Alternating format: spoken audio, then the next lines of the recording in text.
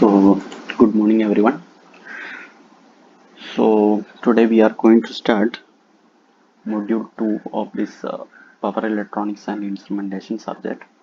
So, first we will see what all things are there to study in this module 2.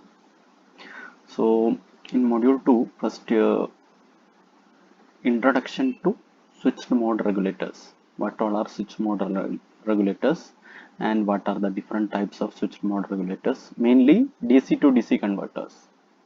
In the next module, we will be studying about SMPS and all, and in this module, we will be seeing DC to DC converter. So, introduction to switched mode regulators, why it is used like that. Then buck boost DC to DC converters, and the waveforms and expressions regarding this buck boost DC DC converters, and expression for output voltage and current expression under continuous conduction mode. We will be not studying the discontinuous conduction mode. Here we will be seeing only continuous conduction mode, and the waveforms and expression for the output voltage, change in output voltage, then change in output current, these all things. Okay, then in the second part we will be studying isolated converters, flyback, forward, push pull, half bridge and full bridge converters, and is waveform and governing equations. So this is the module 2. Okay, so in this module we will be studying about DC to DC converter. So what is DC chopper? As in the module 1 also I have given a brief introduction about the DC chopper. That is, chopper is actually a static power electronic device which converts fixed DC voltage or power to a variable DC voltage or power. It will convert a fixed DC voltage power to a variable DC voltage power. Okay, so in the case of chopper there will be switch will be controlling this DC chopper. So high speed switch which connects and disconnects the load from source. One side load will be, source will be there, and the other side load will be there. In between switch will be there. So this high speed switch will connect and disconnect, means turn on and turn off. Turn on and turn off. Okay, connects and disconnects the load from source at high rate to get variable or chopped voltage at the output. So this is the basic circuit representation of that DC to DC converter. That is, input we are having a fixed voltage or power, and in output we will be having a variable voltage or power. This is what DC to DC converter is doing, or DC chopper is doing.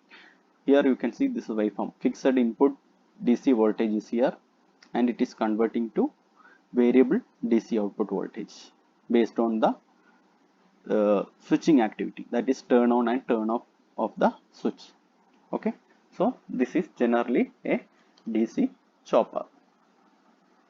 Okay, and why DC to DC converter? Suppose for example we have I have given this circuit here.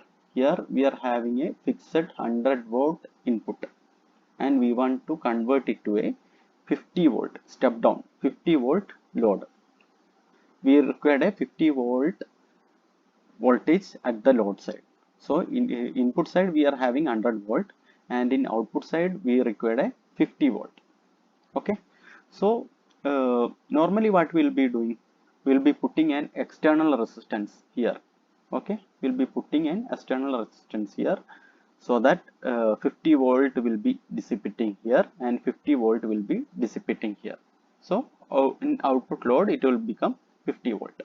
But the problem here, if we insert the external resistor, the P loss, okay, the power dissipated by the resistance will be high. Here P loss will be V square by R. V square means here in resistor, if 50-volt is dissipating, it will be 50-volt into 50-volt divided by R, means 2500 divided by R. So here the on-state power loss will be high. If you are putting an external resistance, on-state power loss will be high. So the thing is that if you are using an external resistance, power loss will be high. So avoid external resistance. It will be reducing the efficiency of that device. Okay, so instead of this external resistance, what else we can do? We can use a switch. Okay, switch means it will be turning on for some time and turning off for some time. So it will be having turn off and turn on and turn off time. Okay, so here is the waveform here. So this is the source voltage 100 volt. So it will be, by using the switch, will be turning on and turning off. Okay, so during turn on time, this 100 volt will be dissipating here, and during turn off time, no voltage will be dissipating here. Okay, so during turn off means this circuit will be short circuited and this 100 volt will be dissipating here, and during turn off, what will happen? The switch is open, so no voltage will be dissipating here. So output waveform will be like this. During turn on time, 100 voltage will be dissipating here, and during turn off time, 0 voltage will be dissipating at the output. So from this, we can see the average output voltage. Average output voltage V0, which is equal to V source. Source means this 100 volt. V source into total time period is T on plus T off. Means output voltage is their area of this average output voltage means area of this graph. Area of this graph means you can see output will be 100 volt till turn on time. So V0 is equal to Vs into T on divided by T on plus T off. T on plus T off means total time period T. Okay, so V0 equal to Vs into T on divided by T. So we are defining duty cycle D, which is equal to T on divided by T on plus T off, which is equal to T on divided by total time period T. T on divided by T on plus T off, which is equal to duty cycle, or it can be written as T on divided by T. T means total time period, that is T on plus T off. So V0, which can be written as Vs into D, that is output voltage, we can written as Vs, input voltage, into D. Okay, duty cycle. Okay, so varying the duty cycle, we can vary the output voltage. So here we are having 100 volt. If you are putting the duty cycle 0.5, what will be the output voltage? V0 equal to 100 into 0.5, which is equal to 50 volt. So without using the R external circuit, instead of R external circuit, we are using a switch, and it is having duty cycle, which is equal to T on divided by T on plus T off. T on divided by T on plus T off is the duty cycle. So by varying the duty cycle, we can regulate the output and output voltage. Okay, so here input voltage is 100 volt. If you are putting this, if you are making this duty cycle 0.5, then output voltage will be 0.5 into 100, which is equal to 50 volt. So this is the importance of the DC to DC converter. Here the power loss will be less if you are using the switch here. Okay, so understood what is the need for DC to DC converter? If you are using an R external resistance, the power dissipated in that external resistance will be high. So instead of that, we are using switch. For switch, it will be having turn off time and turn on time. So based on adjustment of that turn on time and turn off time, we can vary the duty cycle. So by varying the duty cycle, we can adjust the output voltage. Okay, understood? This duty cycle will be varying between 0 and 1. It will be between 0 and 1. Maximum value of duty cycle will be 1. So by varying the duty cycle, we can adjust the output voltage. So that is about chopper. Understood? Okay. Now here you can see in the output voltage, there will be some ripple content in it. See here output voltage is there. There will be some ripple content is there. Ripple means what? Change in output voltage. You can see here initially during turn on time, output voltage is Vs or 100 volt. Then turn off time, it is 0. So there is a change in output voltage. See, in a time period T, if we are taking, there is a change in output voltage, and change is that Vs 100 volt. Okay, so output voltage have some ripple content in it.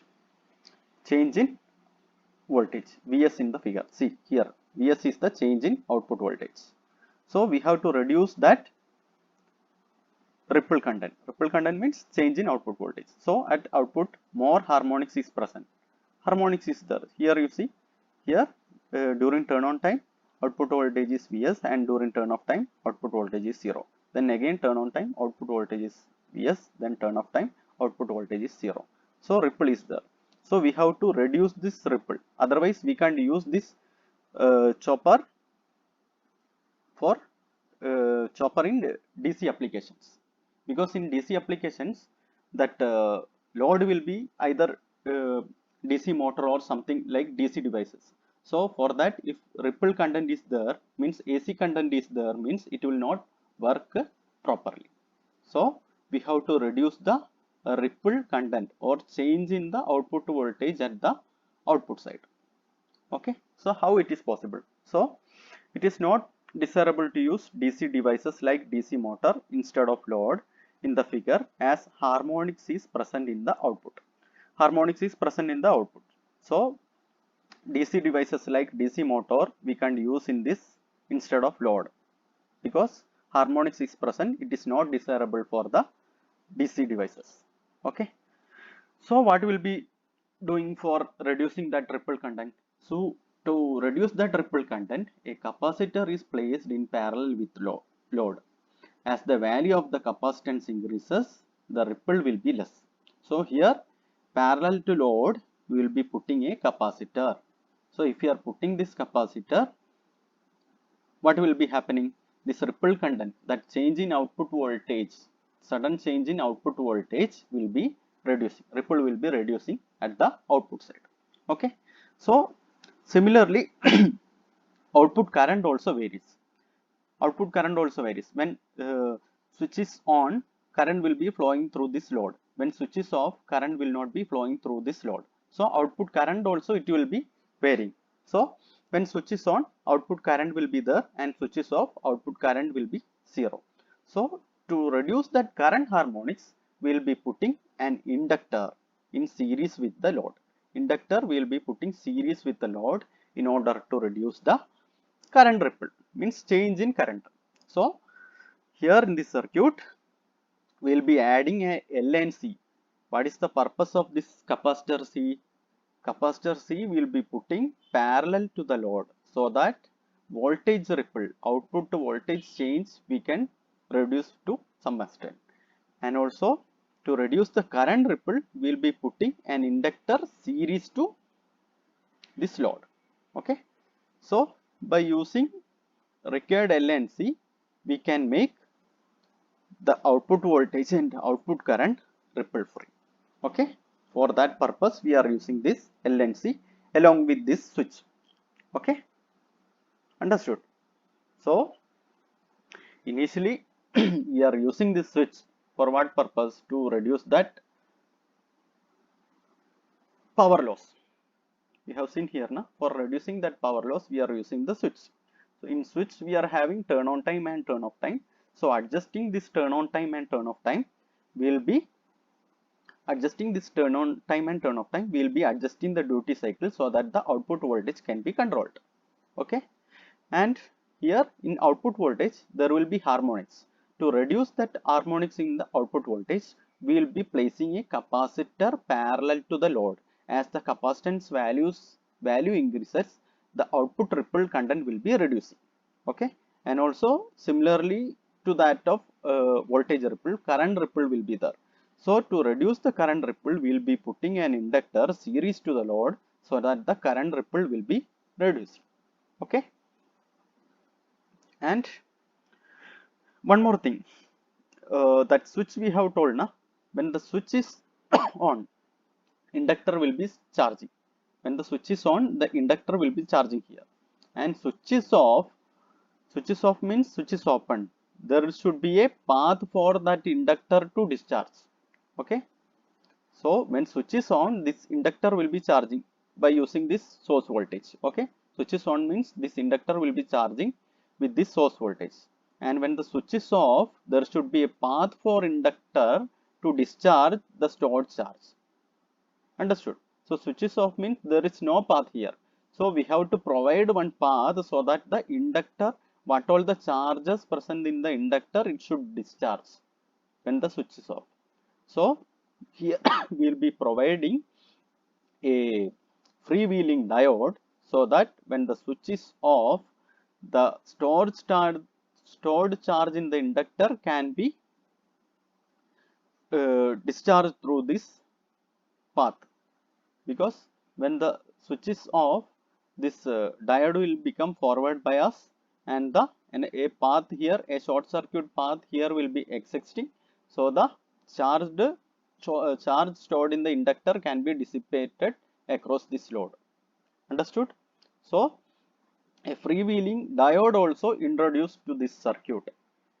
Initially one switch is there, so to reduce voltage harmonics, we are introducing a capacitor parallel to the load and to reduce current harmonics, we are introducing a inductor series to the load, and to discharge the stored charge in inductor during turn off, we are introducing a freewheeling diode so that when turn off happens, it can discharge the stored charge in the inductor through load when the switch is off.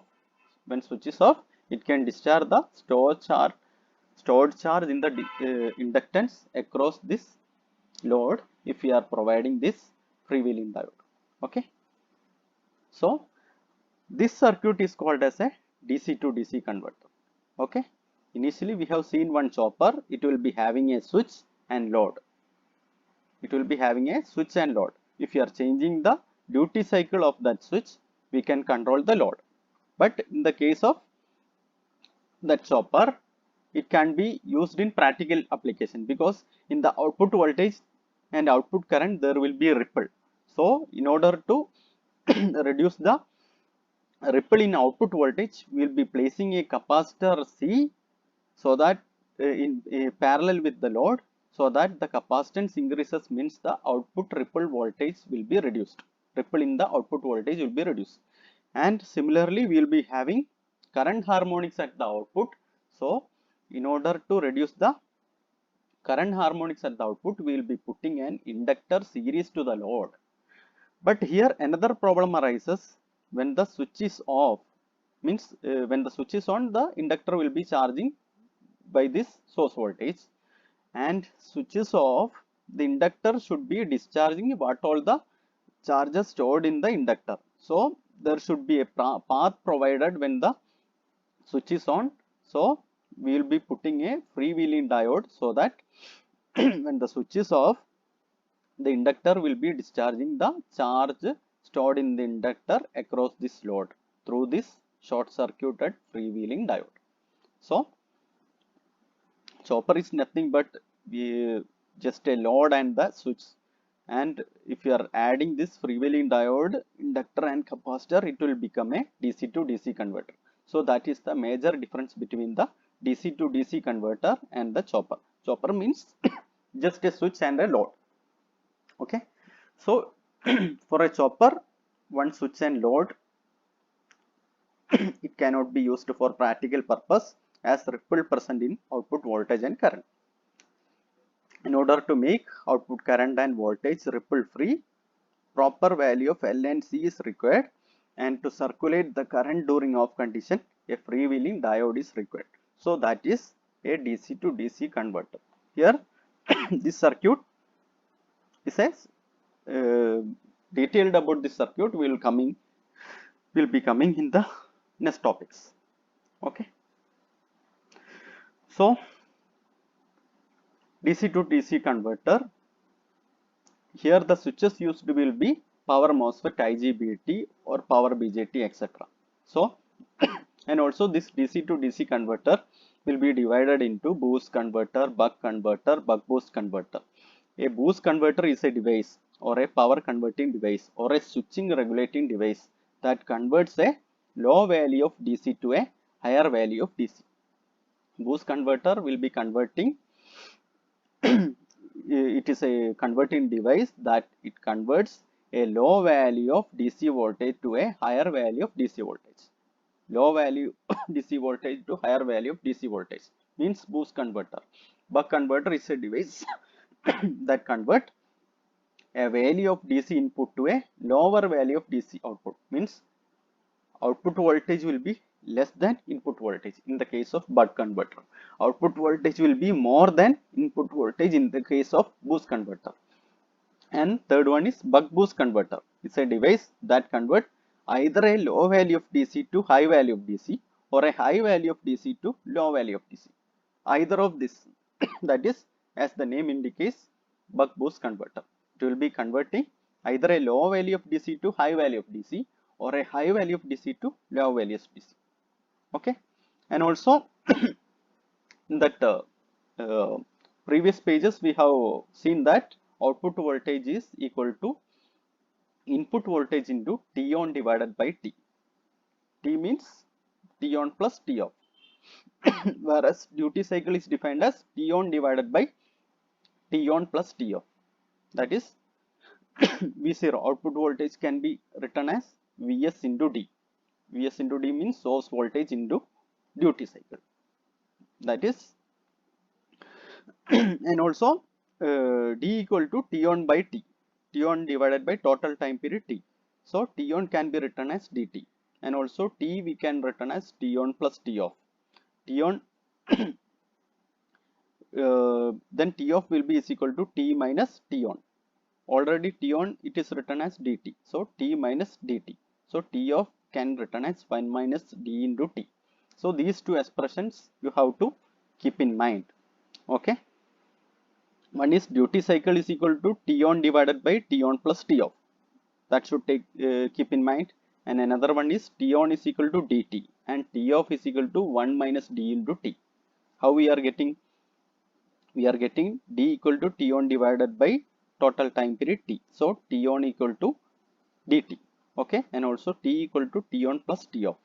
Okay, T equal to T on plus T off. Then T off is equal to T minus T on. T on we have already got dt. So we are substituting T on equal to dt, T minus dt. So T off is equal to 1 minus D into T. So these things you have to keep in mind. And also the three types of DC to DC converter. One is boost converter, one is buck converter, and another one is buck boost converter. Boost converter means output voltage will be greater than input voltage. When VO greater than VS, it is boost converter, means step up converter. Then buck converter, when the output voltage is less than input voltage, whereas V0 less than Vs, then it is buck converter, step down converter. Then buck boost converter. Buck boost converter means either it will step up or it will step down voltage. Okay, either low value of DC voltage to a higher value of DC voltage. Okay, or higher value of DC voltage to lower value of DC voltage. So this is about DC to DC, introduction of DC to DC converter. So in the next class we will be seeing about this various converters: boost converter, buck converter, buck boost converter. But you have to keep in mind T on equal to dt, T off is equal to 1 minus D into T, duty cycle D equal to T on divided by T on plus T off. These three things you have to keep in mind, because we will be using these expressions there for deriving some output current and input current and change in output current or change in input current. Okay, expressions. Okay, so remaining things we will be seeing in next class.